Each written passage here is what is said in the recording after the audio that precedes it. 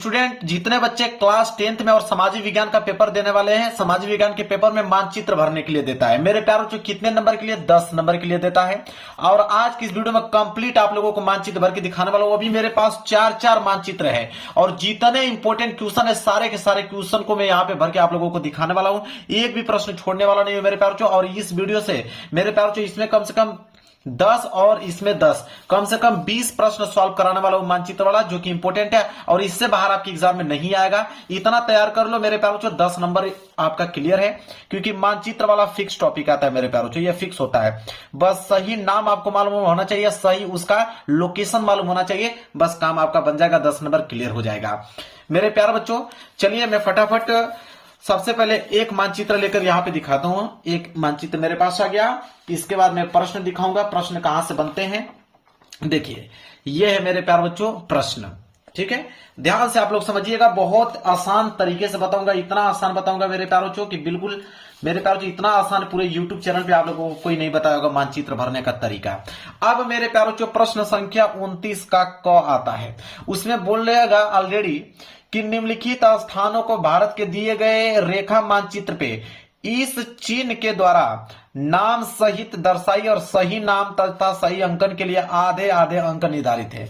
इसका मतलब यह है मेरे प्यारे बच्चों कि अगर सही नाम आपने बताया तो आधा अंक, सही आपने उसका लोकेशन बताया तो आधा अंक, टोटल 1 अंक मिलेगा एक प्रश्न पे। और इस चिन्ह के द्वारा आपको दर्शाना है 29 का क, ठीक है। 5 नंबर आपका इतिहास से आता है और 5 नंबर आपका भूगोल से आता है। क्लियर है। देखिए पहला प्रश्न हम पढ़ते हैं। पहला प्रश्न बोल रखा है इसने कि वह स्थान जहां 1927 में भारतीय राष्ट्रीय कांग्रेस का अधिवेशन हुआ। तो मेरे प्यारे बच्चों कह रहा है कि 1927 में भारतीय राष्ट्रीय कांग्रेस का अधिवेशन कहां हुआ, ठीक है। तो मेरे प्यारे बच्चों कहां पे हुआ है, तो मेरे प्यारे मद्रास में। कहां पे? मद्रास में। नाम तो आपको मालूम चला गया कि मद्रास में हुआ। अब उसी मद्रास का मेरे प्यारे बच्चों यहां पे नाम चेंज कर चेन्नई रखा गया है मेरे प्यारे बच्चों। क्या रखा गया है? चेन्नई रखा गया है मेरे प्यारे बच्चों, इस बात को ध्यान रखिएगा। पहले मद्रास था, अब उसको चेन्नई में इंक्लूड कर दिया गया, मतलब चेन्नई उसका नाम रखा गया है। तो 1927 में भारतीय राष्ट्रीय कांग्रेस का अधिवेशन हुआ मद्रास चेन्नई में। अब इसी का लोकेशन आपको दर्शाना है कि चलिए आप लोकेशन पे बताइए कि मद्रास आखिरकार है कहां, ठीक है। तो मद्रास आपको बताना है, यह आपका मानचित्र। ऐसा 2 मानचित्र आप लोगों को मिलेगा, ठीक है। तो देखिए मानचित्र में हम लोगों को मद्रास दर्शाना है और मद्रास का सही लोकेशन में आप लोगों को बताता हूं। देखिए यह है आपका मद्रास चेन्नई, आप देख रहे हो, ध्यान से आप लोग देख लीजिए मेरे प्यारे बच्चों। तो यहां पे जो लोकेशन दिख रहा है इसको हम लोग ऐसे कवर कर देंगे क्योंकि इसी चिन्ह से बोला था। और यहाँ पे साइड में मेरे प्यारे बच्चों हम लोग लिख देंगे मद्रास। ये पहला का है तो यहां पे पहला सिंबल डाल देंगे। मद्रास है तो यहां पे लिखेंगे मद्रास। मद्रास मैंने नाम भी बता दिया और इसी मद्रास को अब चेन्नई कहा जाता है मेरे प्यारे बच्चों। इस बात को थोड़ा सा ध्यान में आप लोग रखिएगा, मद्रास और चेन्नई। क्लियर है। ये पहले का आंसर हो गया बिल्कुल कंप्लीट। अब हम दूसरे प्रश्न पढ़ेंगे। देखिए सारे के सारे इंपोर्टेंट प्रश्न, यही प्रश्न आपके पेपर में आने वाला है। दूसरा है कि वह स्थान जहां महात्मा गांधी ने नमक कानून तोड़ा। तो नमक कानून तोड़ा मेरे प्यारे बच्चों महात्मा गांधी कहां पे? दांडी। कहां पे मेरे प्यारे बच्चों? दांडी में नमक कानून तोड़ा था। अब दांडी को हम लोग सही लोकेशन पे दर्शाना है मेरे प्यारे बच्चों। तो यह मानचित्र आप देख रहे हो, इस मानचित्र पे आपको दांडी का एकदम एग्जैक्ट लोकेशन आपको बताना पड़ेगा। तो देखिए मेरे प्यारे बच्चों एकदम एग्जैक्ट लोकेशन आप लोगों को बता रहा हूं। दांडी यहां पे आता है मेरे प्यारे बच्चों। देखिए ये जो पोजीशन है मेरे प्यारे बच्चों यह है दांडी का। ऐसे आपको घेर कर और यहां पे कहीं तीर का निशान लगाकर आपको दूसरा प्रश्न है तो आप यहां पे लिख दीजिएगा दूसरा प्रश्न, और दांडीय है और यहां पे लिखिएगा दांडीय। क्लियर है। बस यही काम आपको करना है, सही नाम और सही दिशा आपको बताना है, इसका सही लोकेशन, बस आपको 1 अंक मिल जाएगा। अब 2 प्रश्नों का जवाब हमने बता दिया, ठीक है। तीसरा इंपोर्टेंट प्रश्न देखिए क्या है। तीसरा है मेरे प्यारे बच्चों कि वह जनपद जहां जलियांवाला बाग की घटना घटी। तो वह जिला आपको बताना है जहां जलियांवाला बाग की घटना घटी मेरे प्यारे बच्चों। कहां पे? अमृतसर में। जलियांवाला बाग की घटना घटी अमृतसर में। तो मेरे प्यारे बच्चों यहां पे हो जाएगा अमृतसर, ठीक है। अब अमृतसर को हम लोगों को सही लोकेशन पे दर्शाना है मेरे प्यारे बच्चों, ठीक है, कि अमृतसर कहां पे है। तो अमृतसर की अगर हम बात करें तो चलिए अमृतसर का मैं लोकेशन आप लोगों को बताता हूं। देखिए अमृतसर का जो एग्जैक्ट लोकेशन है मेरे प्यारे बच्चों, आप देख सकते हो यहां पे बिल्कुल कॉर्नर में मेरे प्यारे बच्चों, ये जो है ये अमृतसर का लोकेशन है। बिल्कुल यहां इस तरह का सिंबल लगाकर मेरे प्यारे बच्चों, और आपको यही साइड में कहीं पे एरो का चिन्ह लगाकर, तीसरा प्रश्न था ना मेरे प्यारे बच्चों, तो आप यहां पे डालेंगे तीसरा प्रश्न, और तीसरा प्रश्न डालने के बाद अमृतसर यहां पे लिख देंगे, अमृतसर यहां पे आप लिख देंगे। क्लियर है, कोई डाउट नहीं होना चाहिए। समझ में आ रहा है आप लोगों को ना? चलिए बिल्कुल आराम आराम से बता रहा हूं ताकि आप इसको सीख पाए। इसके बाद ये चौथा प्रश्न कि वह स्थान जहां महात्मा गांधी का किसान सत्याग्रह आंदोलन हुआ, तो महात्मा गांधी का किसान सत्याग्रह आंदोलन कहां हुआ मेरे प्यारे बच्चों? देखिए किसान सत्याग्रह आंदोलन जो हुआ था मेरे प्यारे बच्चों, वह चंपारण में हुआ था। कहां पे हुआ था? चंपारण। तो नाम तो आपको मालूम चला गया। अब एग्जैक्ट लोकेशन पे चंपारण को आपको दर्शा देना है, नंबर आप लोगों को मेरे प्यारे बच्चों मिल जाएगा। चलिए चंपारण को दर्शाते हैं हम लोग मैप में। चलिए चंपारण का अगर मैं एग्जैक्ट लोकेशन आप लोगों को बताऊं तो चंपारण मेरे प्यारे बच्चों यहां पे है। यहां पे आप लोगों का चंपारण है, ऐसे आप लोगों का सिंबल बनाकर और एरो का चिन्ह देकर।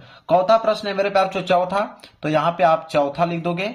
चंपारण है, अब यहां पे नाम आप लिखोगे चंपारण। ठीक है, चंपारण कंप्लीट हो गया मेरे प्यारे बच्चों। एक प्रश्न इसका और बचा हुआ है। ठीक है, चलिए उस प्रश्न को देखते हैं। बोला है कि वह स्थान जहां 1929 में भारतीय राष्ट्रीय कांग्रेस का अधिवेशन हुआ, तो 1929 में भारतीय राष्ट्रीय कांग्रेस का अधिवेशन जो हुआ था मेरे प्यारे बच्चों, वो लाहौर में हुआ था। कहां पे? लाहौर में हुआ था। अब लाहौर को अपने लोकेशन पे दर्शाइए। तो मेरे प्यारे बच्चों लाहौर जो होगा मेरे प्यारे बच्चों भारत के नक्शे से थोड़ा बाहर होगा। ठीक है, क्योंकि भारत का नक्शा है और लाहौर भारत के नक्शे से थोड़ा बाहर सटा हुआ है। कहां पे? देखिए पूरा दिख रहा है आप लोगों को, ये वाला जो लोकेशन देख रहे हो, ठीक है, यही लाहौर है। ठीक है, ये वाला लोकेशन आप देख रहे हो, यही आपका लाहौर है। यहां पे मेरे प्यारे बच्चों एरो का चिन्ह देकर पांचवा प्रश्न कर रहे हो ना, तो यहां पांचवा ऐसे डालकर लाहौर लिख दीजिए, लाहौर। ठीक है, क्लियर है, समझ में आ रहा है आप लोगों को? चलिए अब आगे बढ़ते हैं मेरे प्यारे बच्चों। अब अगला है ख वाला। ठीक है, 29 का ख। अब मेरे प्यारे बच्चों 29 का ख के लिए एक अलग से मानचित्र आप लोगों को मिलेगा। दो मानचित्र मिलेगा आप लोगों को, एक 29 का क करने के लिए, एक आपको 29 का ख करने के लिए। तो 29 के ख के लिए अब हम लोग नया मानचित्र लेंगे। तो ये पुराने मानचित्र को हम हटा देते हैं क्योंकि हमने 29 का क वाला यहां पे कर दिया, और यहां पे आपको लिखना भी पड़ेगा। ठीक है, कि आप जो है 29 का यह वाला क वाला किए हैं, तो ये 29 का क है। ठीक है, और इसके बाद हम लोग नया लेते हैं मेरे प्यारे बच्चों मानचित्र 29 का ख करने के लिए। तो एक नया मानचित्र और मिलेगा आपको जिसमें 29 का ख करना होगा। तो आप यहां पे लिखेगा 29 का ख। अब इसको भरिएगा मेरे प्यारे बच्चों। चलिए इसका प्रश्न देखते हैं कि इसका प्रश्न क्या है। देखिए बोला है कि दिए गए भारत के रेखा मानचित्र पर निम्नलिखित को दर्शाना है। कह रहा है कि पहला प्रश्न बोल रखा है इसने कि पश्चिम बंगाल का एक अभयारण्य इस चिन्ह के द्वारा नाम सही दर्शाइए। पश्चिम बंगाल का कोई एक अभयारण्य बताना है जो कि इस चिन्ह के द्वारा लोकेशन पे आप लोगों को दर्शाना है मेरे प्यारे बच्चों।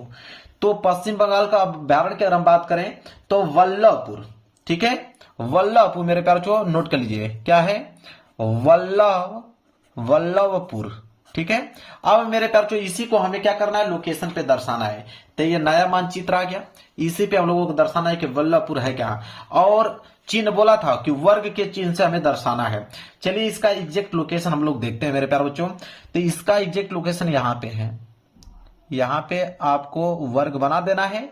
और मेरे प्यारे बच्चों एरो का यहां पे चिन्ह देकर आप पहला प्रश्न कर रहे हो तो पहला प्रश्न यहां पे कर देना है। और वल्लभपुर है तो यहां पे लिखना पड़ेगा आपको कि वल्लभपुर। क्लियर है? इसके बाद मेरे प्यारे ये पहला प्रश्न कंप्लीट हुआ। दूसरा प्रश्न देखिए क्या है, कह रहा है कि भारत के पूर्वी तट पर स्थित एक बंदरगाह इस चिन्ह के द्वारा नाम सहित बताइए। तो भारत के पूर्वी तट पर कोई एक बंदरगाह, तो पूर्वी तट पर एक बंदरगाह का नाम बताओ मेरे प्यारे बच्चों, वह है आपका चेन्नई बंदरगाह। ठीक है, चेन्नई पोर्ट, उसका नाम ही वो है चेन्नई पोर्ट। ठीक है, चेन्नई पोर्ट उसका नाम है। और उसी को हमें दर्शाना है मेरे प्यारे बच्चों एग्जैक्ट लोकेशन पे। ठीक है, किस चिन्ह के द्वारा? ये जो त्रिभुज देख रहे हो इस चिन्ह के द्वारा। तो चेन्नई पोर्ट का लोकेशन अगर मैं बताऊं यही है, जो ये देख रहे हो यही है चेन्नई पोर्ट। तो यहां पे ऐसे कर ऐसे बना दीजिएगा और एरो का चिन्ह देकर दूसरा प्रश्न है ना, तो दूसरा प्रश्न यहां पे ऐसे लिखकर चेन्नई पोर्ट यहां पे लिख दीजिएगा, चेन्नई पोर्ट। ठीक है, चेन्नई पोर्ट। इसके बाद मेरे प्यारों जो आगे बढ़ेंगे अगले प्रश्न की तरफ। अगला प्रश्न है, तीसरा प्रश्न देख लीजिए क्या है। तीसरा प्रश्न है कि राजस्थान की एक पर्वत श्रृंखला इस चिन्ह के द्वारा नाम सहित दर्शाना है। ठीक है, तो राजस्थान की एक पर्वत श्रृंखला जो है कि अरावली, आपको मालूम है अरावली। ठीक है, काफी बड़ा पर्वत श्रृंखला है मेरे प्यारों, अरावली। अब अरावली को दर्शाना है, तो अरावली कहां पे मैं दिखाता हूं आप लोगों को। यह है मानचित्र अरावली की। अगर हम बात करें तो यहीं पे मेरे प्यारों, ये देख रहे हैं, ये अरावली है। तो किस चीज से दर्शाना था, ऐसे करके था और ऐसे करके था। ठीक है, और यह आपका अरावली है। मतलब यह तीसरा प्रश्न आप कर रहे हैं, तो यहां पे डाल दीजिएगा तीसरा प्रश्न का यह उत्तर है। और इसके बाद मेरे प्यार बच्चों एरो का इस तरह का चिन्ह देकर यहां पे अरावली लिख दीजिएगा, अरावली। ठीक है, समझ में आ रहा आप लोगों को, अरावली। क्लियर है। चलिए आगे बढ़ते हैं। अगला प्रश्न देख लीजिए, चौथा है, कह रहा है कि ओडिशा का एक लौह अयस्क क्षेत्र इस चिन्ह के द्वारा नाम सहित दर्शाइए। तो ओडिशा का, ठीक है, ओडिशा का एक लौह अयस्क क्षेत्र, ठीक है, जो कि मेरे प्यारे बच्चों क्या है, तो वह है आपको लोगों का मयूरभंज। ठीक है, मयूरभंज मेरे प्यारे बच्चों जो कि ओडिशा में है, तो यहां पे लिखिएगा मयूरभंज, मयूरभंज। ठीक है, यह ओडिशा का एक लौह अयस्क क्षेत्र है जो कि इस चिन्ह के द्वारा लोकेशन पे दर्शाना है। ठीक है, मयूरभंज को। तो यह आपका आ गया मानचित्र। और मयूरभंज की अगर हम बात करें उसका एग्जैक्ट लोकेशन यहां पे मेरे प्यारे बच्चों, तो कैसे दर्शाना था, ऐसे, और यहां पे इस चिन्ह के द्वारा दर्शाना था। तो इस तरह का मैंने चिन्ह यहां पे बना दिया, मयूरगंज। ठीक है, अब यहां पे ऐसे कर कर यहां पे इसका नाम लिख दीजिए।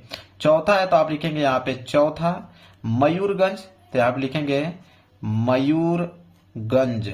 ठीक है, मयूरगंज। इसके बाद मेरे प्यारे बच्चों इसका लास्ट प्रश्न यहां पे है, पांचवा, कि नर्मदा नदी पर बना बांध इस चिन्ह के द्वारा नाम सहित दर्शाइए।